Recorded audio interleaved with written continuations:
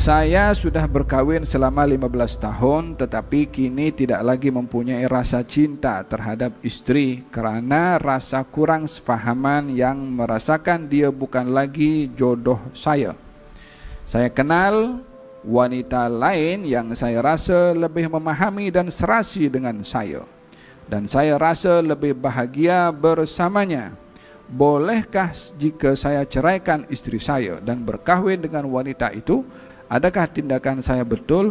Tindakan Anda berkenalan dengan perempuan itu dan juga serasi dengannya itu sudah satu kesalahan. Bagaimana Anda boleh akan kawin dengan wanita yang Anda selesa dengannya sementara cara Anda berkenalan dengan perempuan itu sudah salah mengikut syariat? Macam mana Anda boleh tahu sudah selesa? Maknanya sudah berjalan ke? Sudah kenalan, sudah call-calling ke? Sudah banyak sembang ke? Itu cara Anda salah. Macam mana Anda boleh menilai hal itu sudah serasi? Tidak mungkin didapati keserasian bila dilakukan dengan cara yang batil, dengan cara yang maksiat. Faham Tom? Dalam perkahwinan ini, kalau yang dicari itu kesempurnaan, Anda mencari satu yang hal mustahil. Tapi kalau yang dicari dalam kehidupan rumah tangga itu persefahaman, maka Anda orang yang berjaya dalam menghidupkan rumah tangga. Kalau dicari persefahaman. Macam mana persefahaman? Saya berkekurangan, istri saya berkekurangan. Saya ingin melengkapi pasangan atau istri saya pada kekurangannya. Saya mengharapkan dia pun lengkapkan kekurangan kepada saya. Dengan begitu saya tak melihat lebih baik daripada dia, dia pun tak menganggap lebih baik daripada saya.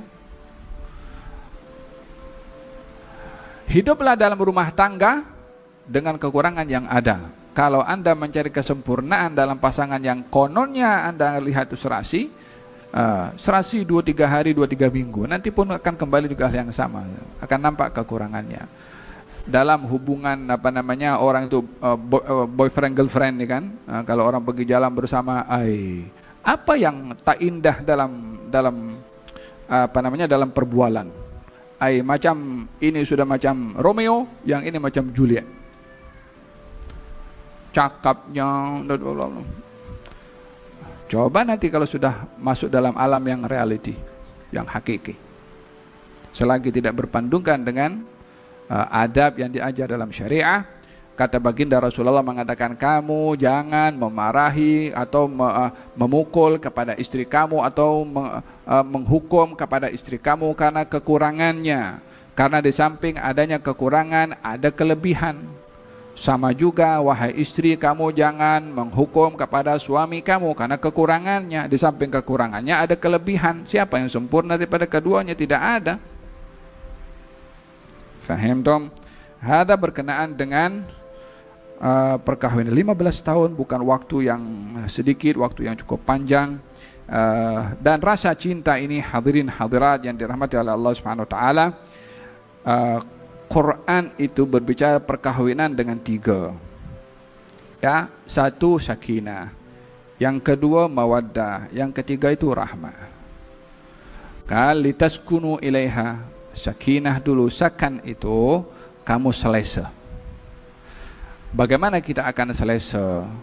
Ya pada sebelum kahwin tu karena kita pilih, oh sifatnya ini dari keluarga yang baik, oh iya dia ada background agama, oh orang menjadi saksi dia ini orang yang baik.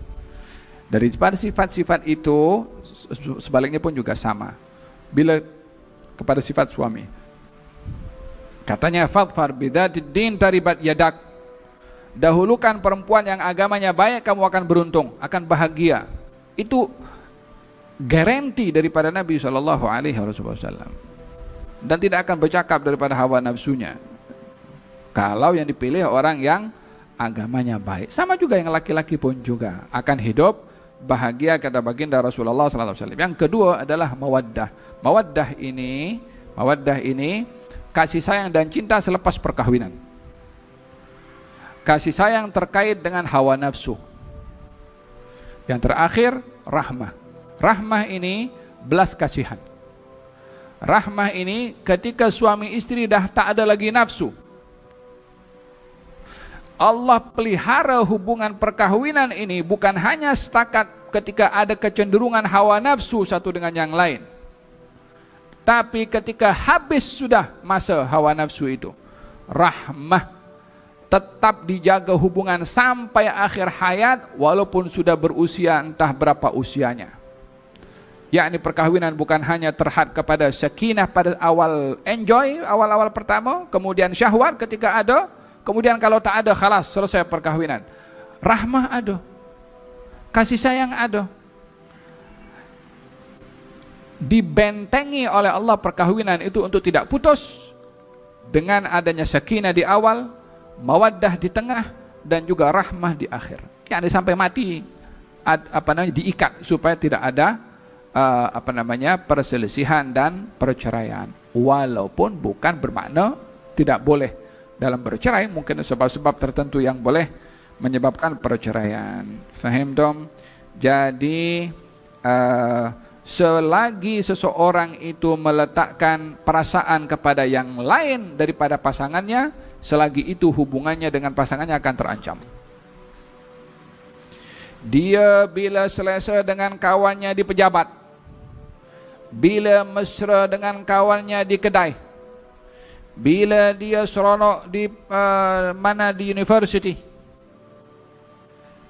boleh gelak ketawa dengan kawannya, di rumah tegang macam Tom and Jerry. Macam mana?